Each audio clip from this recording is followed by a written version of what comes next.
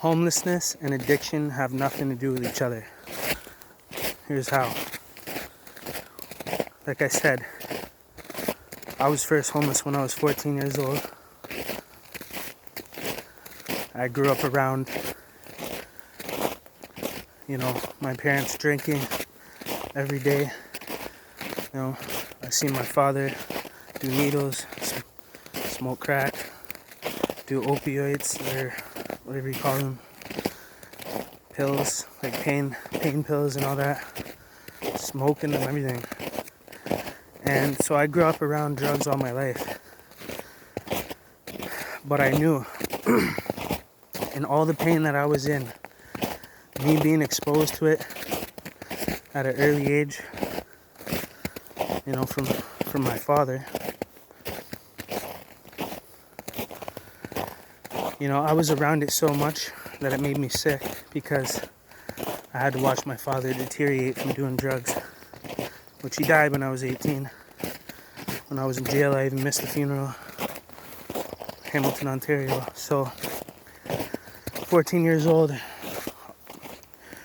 And, I had many jobs, I had many apartments.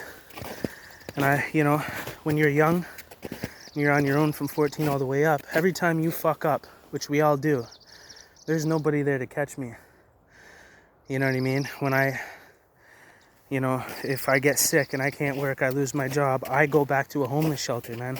A contract ends and there's a transition trying to get to the next job and it takes too long and you run out of money and now you can't pay your rent.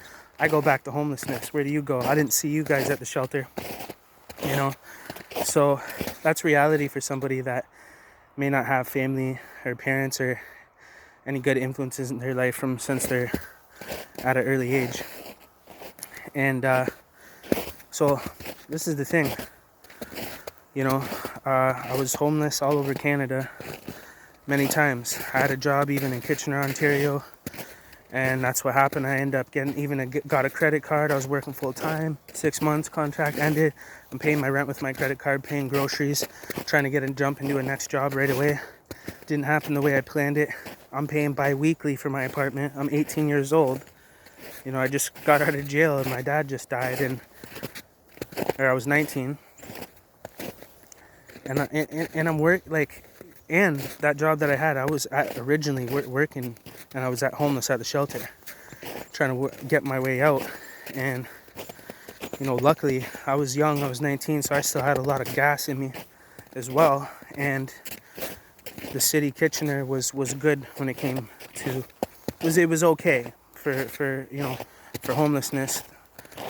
They got something unique out there, and it helped me. But, still, man, so I ended up going back to homelessness. So there's this, every person, I was just, ran into some woman that just kind of had a conversation with me, and she was like, "You're not homeless, are you?" And I'm like, "No, why?" And she's like, "Oh, because I don't really want to hang out with a homeless person." And I was like, "Oh, I'm an advocate of homelessness, and that's what I do." That's the type of work that I do. So that really shocked her after she said that, and she was like, "Oh, I don't hate homeless people, but they do drugs and stuff like that, and that's why they're homeless." So I'm sitting here having to deal with this in my head, and I'm like, how do I put this to this individual? And I just was able to see how blind people really are, man. How unexperienced they really are, and this is what they believe. So it's crazy, man. And so I told her, I told her straight up, man. I told her a little bit about myself, and now she thinks I'm a liar, right? Because I told her straight up I was homeless most of my life, off and on. And she's like, "Well, what did you do? Do drugs? What are you doing wrong?" And she doesn't. How am I supposed to explain to her what I just told you guys? Growing up as a kid, forced to sell drugs by my father, forced to be around drugs and drug dealers and gangsters. That's how I grew up. It's not like my dad wanted anything bad for me, but this is where we grow up, and this is how it is where we're from. If you're from a place of poverty, and you know what I mean, there's always a suburbs to a country, and then there's always the slums of a country, and that's where I'm from. I'm from the slums of this country, whether you like to admit it or not. It's the truth. You know what I mean? And that's as bad as it gets. That's as ghetto as it gets is where I'm from, man. In this country anyways. And it's not like the border is not right there. Detroit, Buffalo, New York, Chicago's not even the border for Chicago. Like, so my point being is that, you know, it was never a drug addiction was never ever a cause of my homelessness. Like, you know, I was committing crimes that could have got me 10 years when I was like 16 years old, because I grew up in that environment where, you know, my dad, he had me selling drugs for him. And then the guys from the penitentiary that were there that he met, because he did 10 years in Collins Bay Penitentiary when I was just a baby, which he got out later when that's why I lived with him after I ran away from home at 14. But anyway, so I grew up like that. I didn't ask for that life. I thought that was normal. I was just a kid and I did what I was told. So, but that can affect you for the rest of your life. I had a 6-year probation order when I was like 15 and got off when I was like 21. You know, it was like 22. That's when I got off.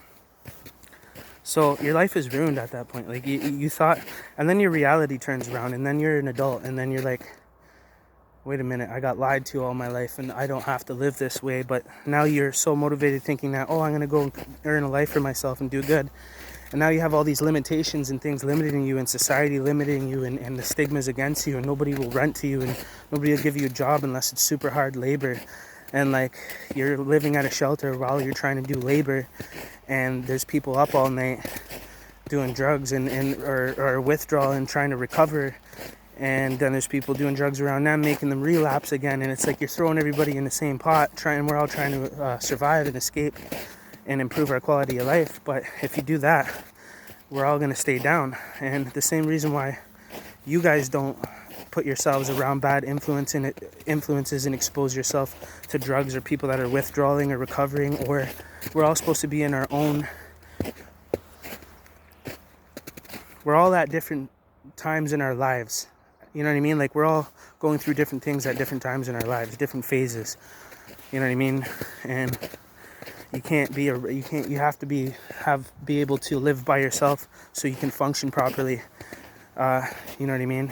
And you can do what you need to do to improve your life. So you got to understand, right? Like, that was the lead cause of my homelessness is really the way the system is built and how limiting it is when you grow up like that. So there's so many people that grew up like me like that and found themselves closed out of the system and no way to get back in, and then the stigmas of society looking at you like, what's your fucking problem? Like, how come you can't get your shit together? And they don't even understand. Like, when I was working and I was 19 and I was paying my rent bi-weekly and it was mad expensive, and I'm hanging on, and I just changed my life. I just got out of jail, and my dad just died, and like, I've been through so much trauma and exposed to so much shit that it fucking smashed me. When I was 19, it just all caught up, and I had all the confidence in the world that I was going to be fine, because I strive for a good life, and I knew I had to earn it, and I was willing. So then all of a sudden I start breaking down emotionally at work. I start falling apart, and all of a sudden, you know what I mean, I miss a day, miss two or whatever, and then they're like, you know, we can just replace you, like, you know what I mean, so get your shit together. Like, we don't care about what the fuck you're going through, you know, it's none of our business. So the working industry is very unwelcoming, and you know, all it cares is about money, you know, and using you for your labor. It's not a matter of what you're going through in your life, right? So then all of a sudden you lose your job, and then you're gonna die. Now that you're going to homelessness, your life is fucked. Like, so it's like, but most people have somewhere to land. They don't go to the shelter. They don't go to homelessness. They got a friend, or they got a grandma, grandpa, like whatever, family, parents, people take care of them. But there's a lot of people that don't have that, you know, and that's our reality, is that we're stuck in a cycle of homelessness. The system is contributing to it, and it's creating new users out of people that are trying to be sober and work their way out of the trenches, going through the homeless shelter and trying to work their way up. And it's hell, man. And if things are going to stay that way, then homelessness is going to continue to develop, and the system is going to continue to find a way to profit from it. And, people's pockets are getting filled up because of it. And that's why they need homelessness to stay in the state that it's in, because it provides a stream of money to, certain entities. And so that's why things haven't really changed in the first place. But I just wanted to say, man, addiction has nothing to do with homelessness. Homelessness has nothing to do with addiction. And I'll also tell you that the majority of cases when it comes to addiction, it stems from childhood trauma, like what I just explained to you, what I went through in my life. You know what I'm saying? And I knew that, and trust me, I wanted to die every single day. I wanted to do drugs to show people how much pain I was in, but I seen what it did to my dad. I was sitting in the trap when I was 15 in a crack operation where there's people there's gangsters with like guns on the table, like chilling, like cooking crack in front of me, showing me how to cook it. And then there's, in the other room, there's, people smoking crack and doing needles and stuff like that. And man, it's just crazy, right? So it's like, it's trauma, man, and people are hurt from an early age when they're young, and then they give in because there's nothing left to hold on to. So they, and then you're in a shelter where other people have already did drugs before you, when you're at your lowest point in life, and all of a sudden that opportunity is there and the influence is there, and now you buckle to that peer pressure influence, and then boom, you're, next thing you know, you're overdosing, you're dead, or you're becoming addicted to drugs now, and now you really can't get out. Because me, as a sober person going through homelessness, was almost impossible for me to get out of those circumstances. And again, I could end up homeless again at any point in time. It's very easy, because like I said, I don't have nobody but myself. So if things run dry for a bit, it just causes me to have to go back to a tent. And luckily I'm able to survive in that extreme, but the system makes it almost impossible for me to take care of myself. There's very limited places. Like, I don't want to be influenced by drugs. I don't want to be around drug users and shit just because I'm homeless and I need to go have a shower or eat some food. You know what I mean? We live in an abundant country. That's literally by design why that's like that. So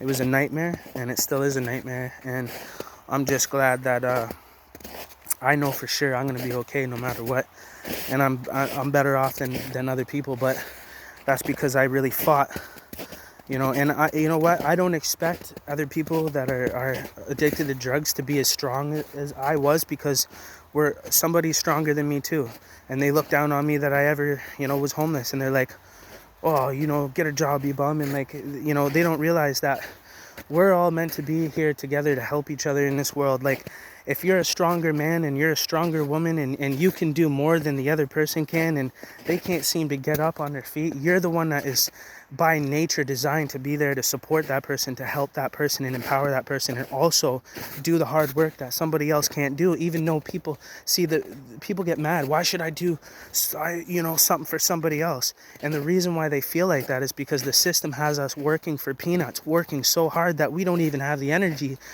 and the resource to help anybody else. And whose fault is that? That's not anybody's fault. That's the way the system is designed, bro. So then it turns people against each other.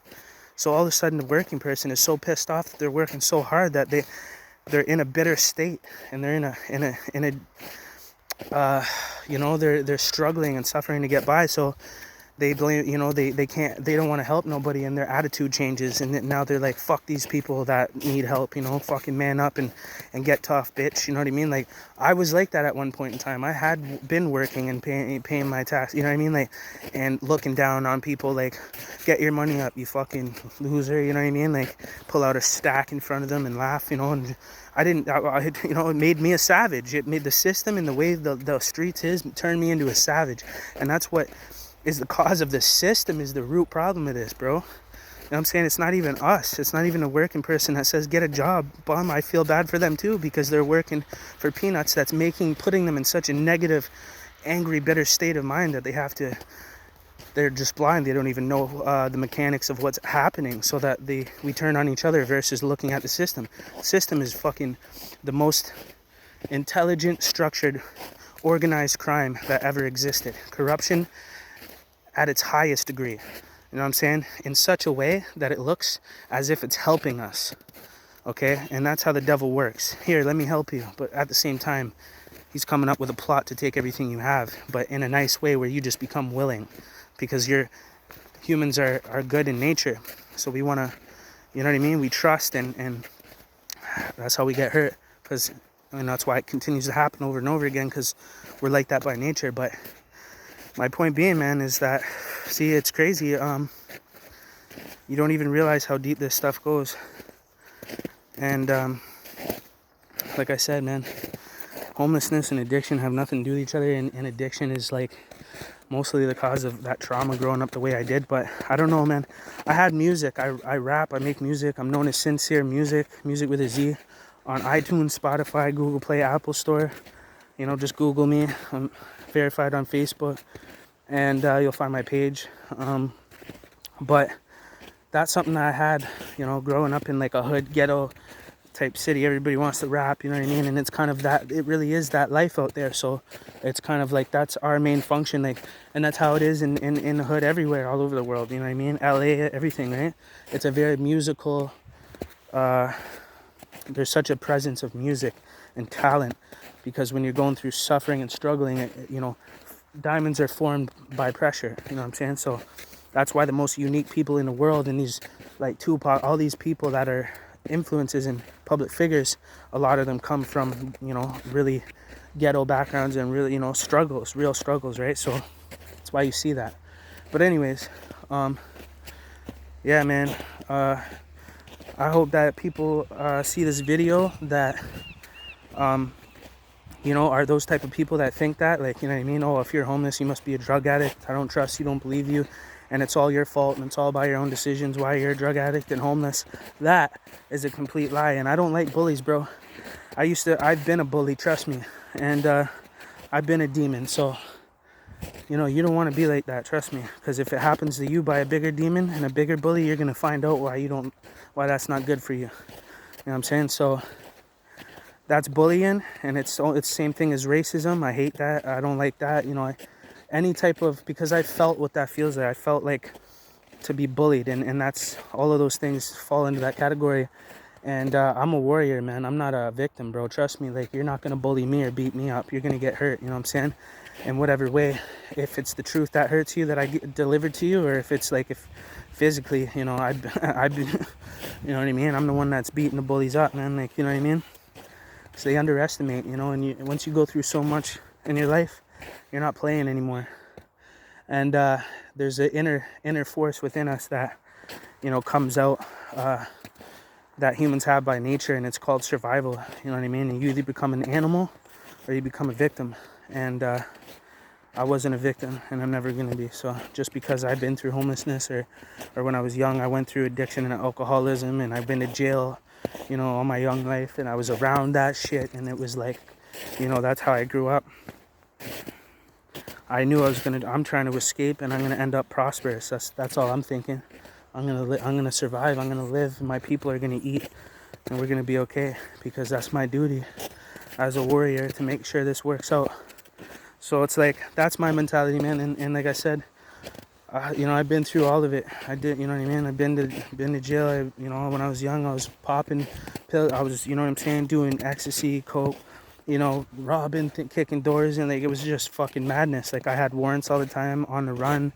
You know, my mom has a news article of me when I stole a car and I was in a chase and everything. And like, you know, she's in Hamilton, still out there, man. But anyways, I guess this video is getting kind of long, so I'm gonna end it. But just something to think about, man. Something to ponder. You know, share this video, hit the like so that way YouTube suggests it and stuff like that. Subscribe and hit the bell so you see my next videos. But I'm really gonna try to make an effort to start making these videos and talking about this stuff, because it's crazy what I'm watching happen, and I know the truth in my head, and I'm witnessing this. Like, wow, I almost feel bad for these people now, how blind they are, and they just can't see it. They don't even know it. You know, we're all being turned against each other, and you don't realize that the system is failing us. And people have accepted the system because they have no choice. So, you know, then, you know, out of pain and suffering and agony from there, having to work very hard for very little to make ends meet in this world, because of how the system is, we turn against each other. You know what I'm saying? So think about that. Figure that one out, man. We need to start coming together and stop turning against each other. And somebody needs to pull the plug, and someone needs to come be on the front line saying this shit. And it's